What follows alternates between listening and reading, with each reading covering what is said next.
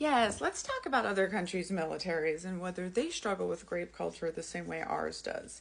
So I know that the IDF put out over a year ago that people should stop calling women, human women, females. Human women are called females, okay? The noun is women, the adjective is female. A female what? A female soldier, sure, but they don't call them male soldiers. If they are your men, we are your women. This dehumanizing language leads to more violence and grape culture. So anyways, the IDF told them to stop using that. But every military is different and struggles with different cultural things, and I'm not familiar with the IDF. I can tell you that my best friend Danielle, who we read about in my book, Uncultured, about growing up in the Children of God religious cult and going into the cult of the United States Army. You can get signed copies here, and yes, I did the audio. So Danielle was deployed to Djibouti, which is in the Horn of Africa, where we have military operations. And she was asking one of the women officers that she was working with if they struggles a lot with soldiers graping each other.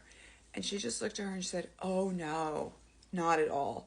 If a soldier did that to another soldier, they would be dragged into the town square and stoned until they were unalive. And then she looked at her and she goes, but what I do struggle with is the women officers being beaten so badly by their husbands at home that they can't come to work. It's a cultural thing. Another story, I had a German military PhD scholar in my house, and I asked him about if he could give me a quote about how many people the Americans graped in Germany after World War II. And he just said, oh no, they didn't.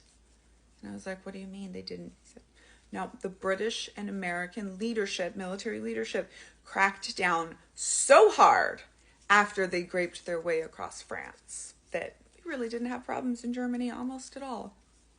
So it is a leadership thing. It is a leadership thing that 44, almost 50%, almost half of the women who serve the uniform report being sexually assaulted in the United States military. It's a leadership thing, and they can fix it when they want to. And stop calling us females.